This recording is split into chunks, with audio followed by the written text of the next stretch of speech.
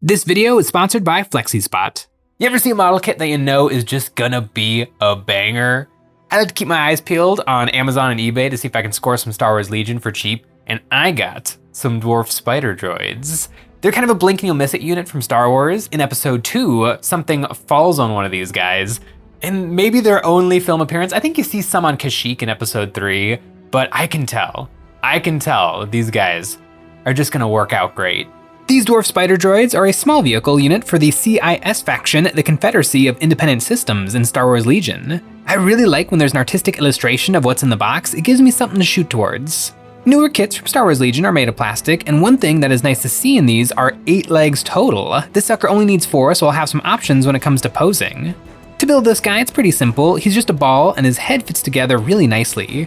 There are actually weapon options. There's the ion cannon, flamethrower, and classic blaster, and it would be possible to magnetize this, but I don't feel like I need to.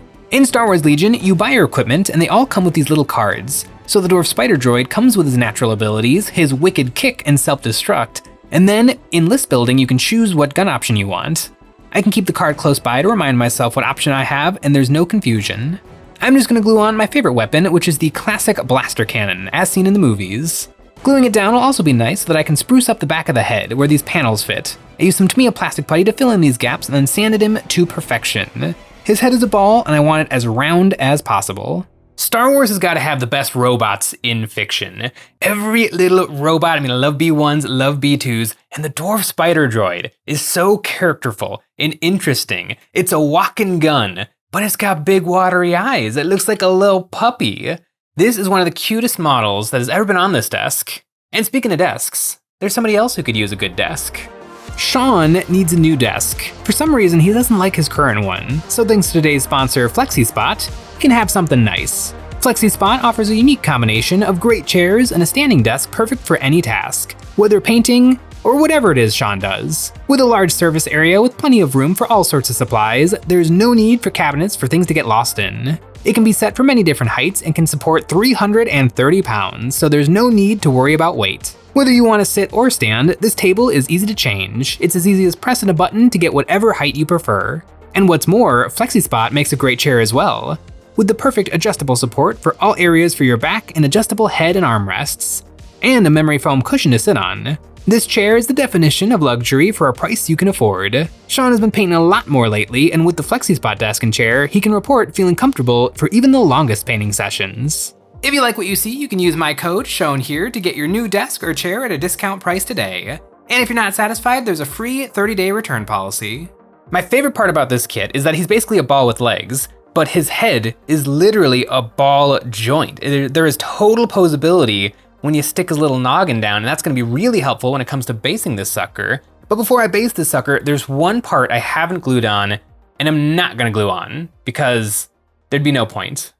These little spider droids have a super long antenna, and there's no way it would ever survive a trip to the friendly local game store. I would probably have broken this sucker before finishing building the model. I put it into place just to test how fragile it would be, and yep, it is very breakable. I found a length of guitar wire, cut it the same length as the plastic kit, and then I used a Dremel tool to round off the top and then stuck it in the hole, locking it down with some ultra thin super glue. Now these guys have indestructible antenna. They're also super springy. Now for those bases, and the last CIS unit I built and painted were these Geonosians, and I set them on Geonosis. So I'll put these spider droids on the red rusty planet as well. One tricky thing with Star Wars Legion is vehicles have facings, and it's important to keep these quadrants visible, so I took some painter's tape and cut some very thin lines and then put these into the divots running through these bases. Then I started to build up the round layers of the Geonosian spires, rolling out some balls of milliput and then squishing them down into flat pancakes. I made the first layer very wide, and then I started to layer up smaller and smaller balls, rolling each layer out flat before continuing. Once I was happy with my layers, I carefully cut through the clay, running my hobby knife in the ditch and then peeling up the tape. This spread out the clay, leaving me with a nice big trench, and I cleaned it up with my silicone sculpting tools. I also used these tools to lay in more layers, carving into the wet clay so it looks like there were more layers than I really put down. And I sculpted a little rock on top so that I could extend the epic basing stalagmite. I superglued these into position and cleaned up the bottoms. Epic basing also makes these sandstone shapers that are the look I'm trying to replicate with the clay. I glued a couple of these down and used some more milliput to put some more stalagmites on top of these. Now that I have my spires, I used up the last of my clay to add some uneven surface to the plastic and then coated it in a layer of wood glue and sprinkled on some sand. I worked one slice at a time, putting down a blanket of sand, and then I used some texture paste to put over the clay layers. This sticky texture paste helps to get the sand grits to stick exactly where I want them, and I can thin the paint with water to get the sand to spread out evenly. Once that was dry, my little droids were ready to stand. And I didn't start with a plan on how the feet will get posed. I assume since they're robots, I can make anything work. This ended up being pretty fussy. I was able to bend the toes to get them to properly conform to these weird shaped bases, and once I got them basically standing, I locked their feet down with some plastic glue. My little spider droid is now standing. It was definitely fussy. There's a bucket of water under my desk for airbrushing, and it fell right in the bucket. But now that the dwarfs are standing, I don't know exactly how I'm gonna get the feet to stay on, but that's a problem for later, Jay. Right now, it's time for the painting. Now these guys are all metal, and I actually think they would look great with just a coat of lead belcher and a Nuln Oil wash. But I think since they're all metal, they're gonna be a really nice opportunity to practice some really fancy metal. And I have a wonderful example of this in the box art. The box art is 2D, and it's a great example of non-metallic metal, but it's a little hard to look at a 2D picture and understand exactly what they're doing with the colors. And so if I take some painter's tape and I just get rid of some of the composition, if I just make myself a little line, then I can really see those colors. And if I put a palette of those together and then paint it on the model, maybe I can get something that looks pretty good. Breaking up the shape and focusing on the color, I see some warm grays, almost whites, and some cold blues inside of the painting. I found some colors that matched and I put them onto my Masterson's wet palette, which by the way, available at EonsOfBattle.com. I started off with a black prime on everything and then took a dark gray and base coated my robots. Doing this pretty heavy, just leaving it off the very bottoms and deepest recesses. Then I grabbed a lighter gray and started to sponge this on. I added some water to the paint to thin it. When sponging with thinner paint, you get larger chips that are left behind. Once I had the sponging on there, I airbrushed the same color right on top of his noggin so that the paint chips would blend in. And then I did it again, mixing a little bit of white into my gray to brighten it and sponge this on. Once this sponging layer was done, I dry brushed this color, which hit on all the edges of my little fella and highlighted his panels. Then I made up an even brighter gray and did another round of dry brushing. I did a final layer of an almost white color, focusing on the tippy top of his head and some of the buttons and bobs around his rim and his big ol' eyes. Then I threw some white ink into my airbrush and sprayed on a little dot a little bit off center, like that was the sun reflecting off of his dome. Now the box art has some browns and blues, and I was thinking about using those colors, but I think transparent layers will work better than opaque layers. I put some indigo ink into my airbrush and sprayed this on, hitting it from below, and then I flipped them over and put some burnt umber ink and sprayed this from above, tinting a lot of my gray to be a little bit warmer. The metal was looking pretty good, so I gave his head a coat of gloss varnish to protect the acrylic layers and then broke out the black panel liner. I dripped this into his cracks, letting it flow down the panels. I love when I get to use this stuff. It's very satisfying watching it spread out. This stuff looked great over the eyeballs in the gun.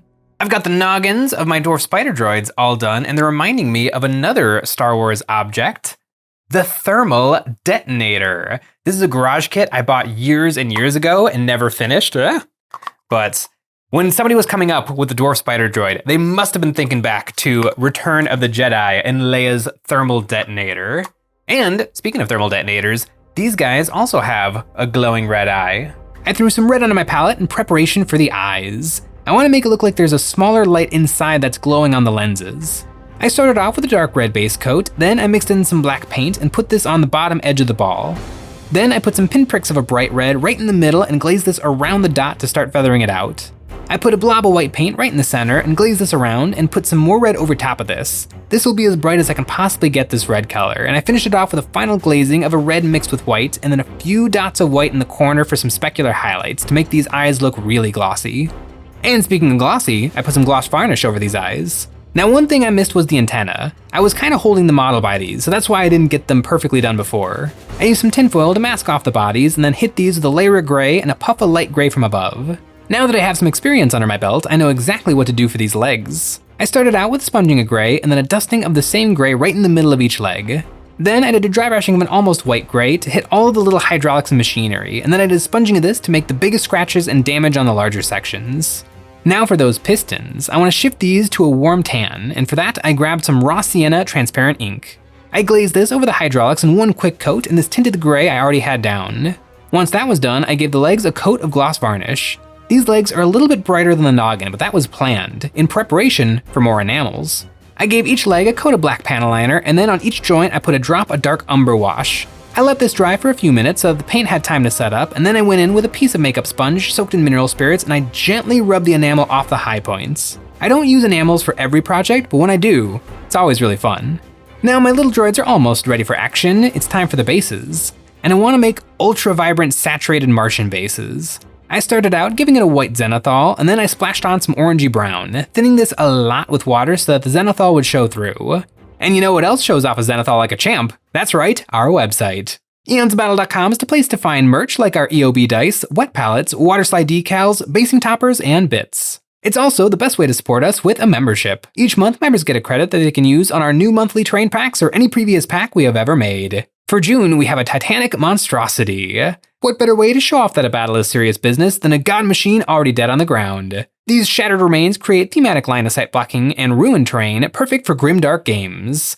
With a Titanic rigor mortis claw, silent cannon, and lifeless eyes, this beast won't be doing much but looking pretty, while those who are still kicking win the day. This ruined titan fits right at home with our previous crash spaceship terrain. After the orange, I took a dark red and thinned this way down and splashed it over half the base, then coming in with some water and a clean brush to feather it out. With these two colors, my base is fully saturated. The only thing left is a dry brushing of an orange to hit all the high points. Now it's time to bring back those X's. I put some dark brown ink into my airbrush and carefully sprayed over the line. Then I came back with black paint and a brush with very long bristles and painted it right down the crack so that the facing lines would be super visible.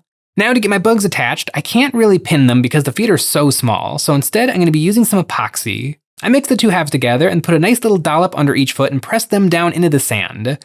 Hopefully this will give me the maximum amount of contact between their feet and the base. Once that was dry, I took some red paint and I glazed this over the feet to represent the dry earth sticking to the machinery. Now the only thing left is to get these little noggins situated with super glue, and my droids are ready to face off against Sean's battle droids. My dwarf spider droids are finished and looking pretty on Geonosis. Star Wars Legion is really fun to paint for. Honestly, I've only played a handful of games of Star Wars Legion, but I really like painting the models. I've painted a lot of Star Wars Legion, because in a way, it's a historical war game. Instead of like inventing a color scheme, it's just kind of replicating what I saw in the movie as accurately as possible, and it's a really fun challenge. And every time I complete something, I feel like I've got a little piece of the movies. Now, in terms of movies, I'm in a little bit of a conundrum with my battle droids. Years ago, I painted up some B1 battle droids in the classic tan, and honestly, they turned out a little bit dark and desaturated for my liking, so I always planned on repainting them. But then a year after these guys, I got some Stap speeder bikes. I remember I was at my friendly local game store and I really wanted to buy something, and they had the Stap speeders from Naboo from the Phantom Menace. And I guess they show up in the Clone Wars a little bit too, but I remember them from the Phantom Menace, and I got 2 boxes and I painted them up, I think the next day or that day, because it's just so cool. It's so cool that there's a miniature of these guys. And the classic Naboo color scheme doesn't really make sense for Geonosis, and now I'm kind of committed to Geonosis. So, I really like how these turned out. I don't want to repaint them, but I do feel like I should probably be doing the terracotta battle droids from Attack of the Clones. But these guys already look good. I don't know, maybe I'll leave the Staps for last to see if I ever get the inkling that I want to repaint them in the Clone Wars colors, or if I'm just gonna leave them as Naboo and they'll look a little bit different. But for some reason, Phantom Menace battle droids feel a little bit different than Clone Wars onwards. And I guess that kind of makes sense because in Phantom Menace, it's just the Trade Federation. And then after Clone Wars, it's like everything. I believe the Dwarf Spider droids are from the Techno Union. And it is really cool to see all of those different, I guess, bad guy factions, all of their different like unique takes on battle droids. Where Trade Federation, they came up with probably the coolest stuff, the original battle droids. But there are some really cool stuff from the other factions. If anyone plays Star Wars Legion, please let me know what pairs well with Dwarf Spider droids and Geonosis warriors, because I'm feeling the itch to paint some more battle droids. Although I think the very next thing I'll be painting for Star Wars Legion is actually some guns. I have potentially the world's only gun army, and there's some new stuff I want to add to it. Thanks for watching. Don't forget to go to Flexispot's website and use the code shown here to get a discount on a new chair and desk.